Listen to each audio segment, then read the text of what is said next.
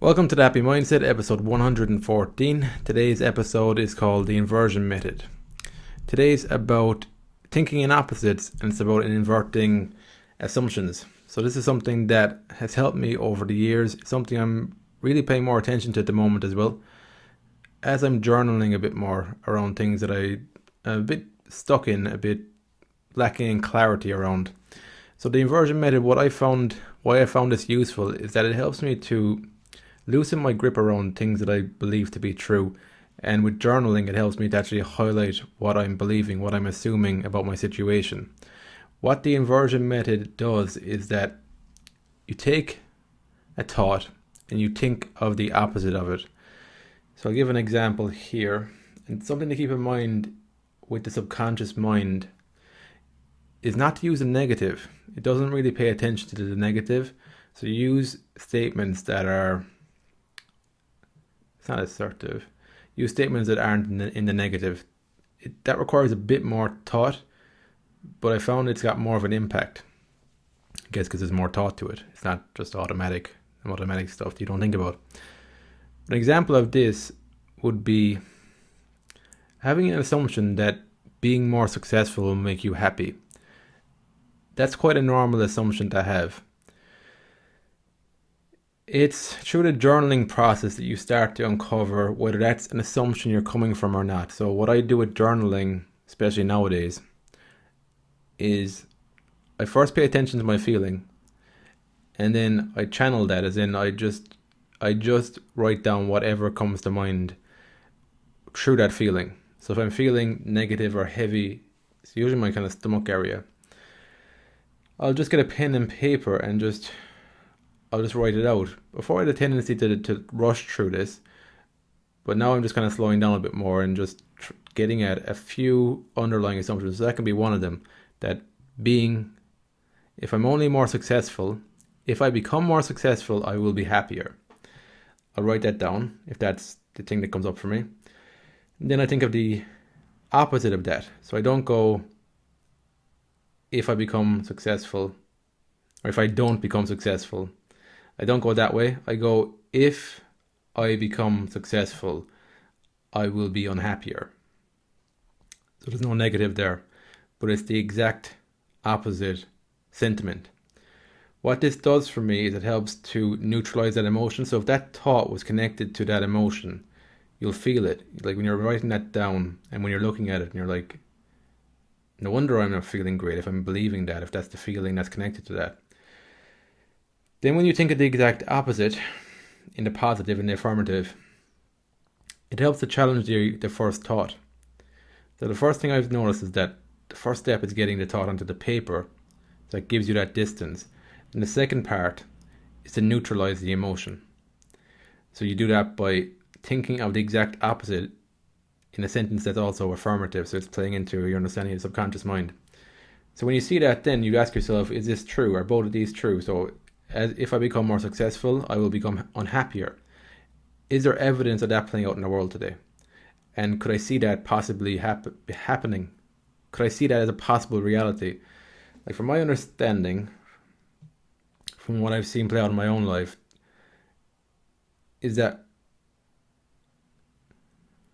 you're never at a stage in life. Well, I've never been at a stage in life where I've had no problems. It's just a different set of problems. And with the successful, because I haven't actually defined it there, success, that's an arbitrary thing. And if I haven't defined it, if I haven't put enough time and energy into defining it, I'll just take in the messages, the images that I've been given, that have been planted in me, and assume that that's what I want, and assume that that will make me happier. But when I take a step back, then look at it, and I ask myself, is it true that there are people in the world today who are unhappier, who seem unhappy from success? Then I can see that's true. And then as well, think of how that could play out in my own life. One thing that immediately comes to mind for me is that the more success you have, the more the spotlight's on you. And the more you could feel, if you're not in a good place already yourself, the more you could feel like a puppet, that you have to act in a certain way to be accepted by people, to have that attention. So that's one possible way where you could look successful on the surface, but underneath the surface, you've got this trap where you feel like you are constricted. You have to act a certain way, be a certain way to attract the attention. So that, in my line of thinking, in my way of life, that would make me unhappier on the inside, even though I might look more successful on the outside. So then coming back to the original assumption that if I am more successful, I will be happier. It's not actually even about falsifying that. You can also acknowledge that that is also a potential thing that can be true. So that's where the neutralization of these emotions come in. Because before I started to understand just the power to neutralizing emotion, I thought it was more about proving one right than the other. But when you go down that route, that can still become emotionally charged because you're just switching it from one statement to the next one. So your emotion is channeled into that, whereas we want to just neutralize it so we can be in a better state of mind to discern what we want to do moving forward. And that is also more realistic as well, because you can't just tell yourself something as well tell yourself that success, like when you get into that, that's another trap actually. It's quite insidious and quite deceptive.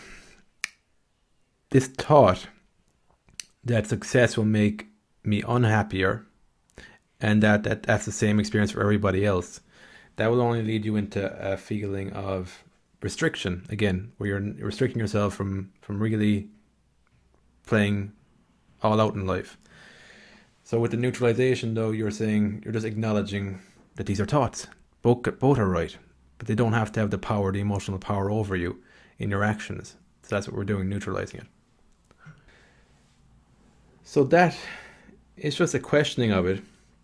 Because when I didn't take the time to actually question stuff like this and connect them to feelings that might be going on an internal level, then I can be, it plays back to the hedonic treadmill. I can be chasing these things because there's an emotions within me that I don't fully understand or don't know where they're coming from.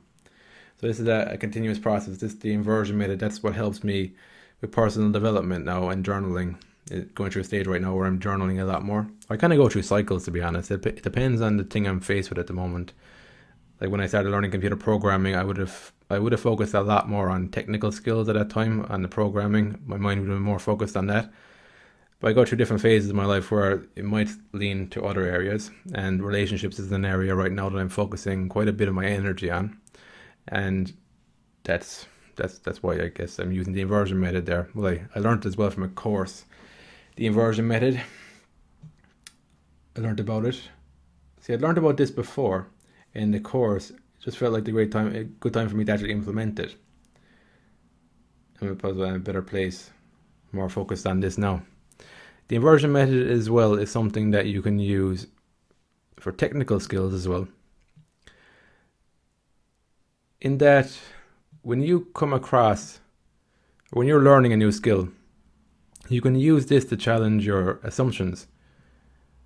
Like for example, with computer programming, as a beginner, I had the assumption that I needed to think in a more complicated way to solve complicated problems. But as I've been gaining more experience through time, I've actually started to realize that mastery is more of a process of understanding what you're looking at, slowing down more in your thinking process, and just developing a feel for things. Having that step-by-step problem-solving ability. So as a beginner, I would never take the time. I rarely ever did, even though it was told to me to do this. I rarely ever took the time to look at the problem first, if it's a big problem, and just think about what are the simple steps here. What are the 4, 5, 3, whatever, 2, some sort of simple steps here. So I can then go through it and I can tick that off as I go along. You'd be amazed how useful that is. But I was kind of fumbling around in the dark because I didn't really know where to begin. I didn't really know what to do, to be honest, to begin with. I felt overwhelmed. And that came from that assumption, that belief, that feeling that I had as a beginner that in order to solve complicated problems, you have to think in a more complex way. And so when I would look at people with more of an advanced level, that's what I always assumed. I always assumed that they're just thinking very, very quickly on a conscious level, and they're able to understand complexity really easily. Whereas what I think that what happens is is that they're thinking quicker on an unconscious level because they've got a feeling for it. They've got experience in it. So they're not consciously thinking faster. They're thinking faster at an unconscious level. And then with the complexity, because they have that experience, they're able to focus on the essential stuff and ignore the non-essential stuff a lot easier than a beginner. So it's not that they're taking in all the information you're taking in, it's that it's like a horse with blinkers on, but in a good way. They got the blinkers on to ignore the stuff that they know isn't relevant or will just lead to complexity, over complexity. So that's the inversion method there on a technical skill that can challenge your mindset assumptions. That will make the process, it will make it simpler. The process is still hard, but it'll make it simpler, and you'll go down less and less rabbit holes of erroneous assumptions by using the inversion method. So that would be it there. Take some time as a beginner in a new skill to question some of your assumptions. And again, it'll be locking into the feeling. Do you feel overwhelmed when you sit down to write some code as a beginner? What's the feeling when you get an error for the first time? Pay attention to that, do a bit of journaling, and see what thoughts are connected to these feelings. When you see those thoughts again, challenge them by inverting them, writing an affirmative opposite in order to take the charge out of it. So then when you're in these moments where you get an error as a programmer, because you brought an awareness to that feeling of overwhelm, you're less inclined to quit the problem or never come back to it again. You're more inclined to sit in the problem better, look through it. As you get eyes for what's the essential stuff, what's the non-essential, that'll become easier. Because the thing with programming, the errors are actually there to help you. And that's something that was told to me again as a beginner, but I didn't believe it, so I didn't feel it.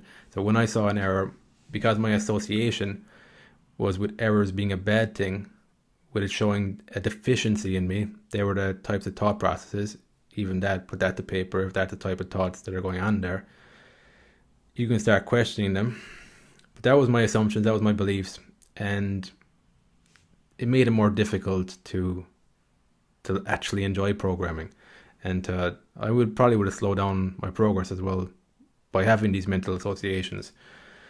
I guess I've been lucky in that when I commit to something, I've always been of the belief that it doesn't matter whether I feel like doing it or not, or whether I feel bad or not. I know how important consistency is, so I'll do it anyway.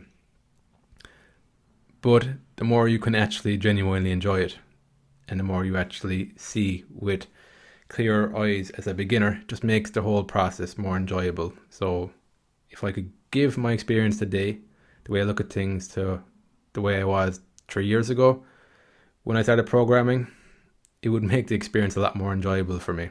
I did enjoy it to an extent. I did enjoy it, to be honest, but it could have been a lot better too if I just had a better understanding of what was going on. So that's the inversion method in technical skills and a bit of personal development. It's a very simple thing. And you'll find the first few times you do it, if you've never done this before, it's actually hard to think in opposites. This is something, again, that played out years ago for me on a mindset level when I started first becoming aware of mindset. A lot of the patterns that I interrupted in my life came from thinking the exact opposite way of how I would usually think. And even again, I'm still doing that with the personal development I'm doing now. It's just at a different level where I'm more receptive to it. And the areas I'm looking at now, they feel less fixed than they would have had even a few months ago. So that's another part of the process too with personal development, is that I find it's very circular. It hasn't been a linear line.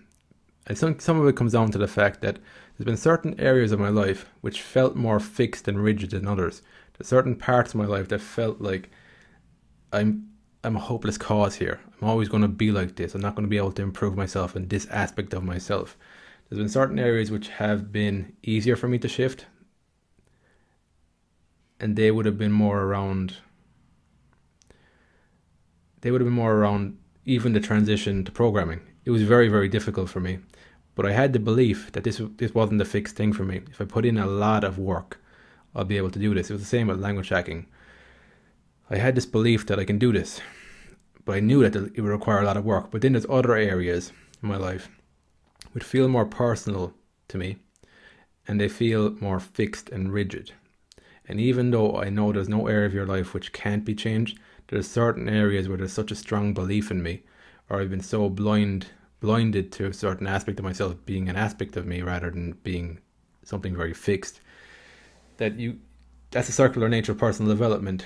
When things start loosening out, you can start revisiting things over and over in a loop.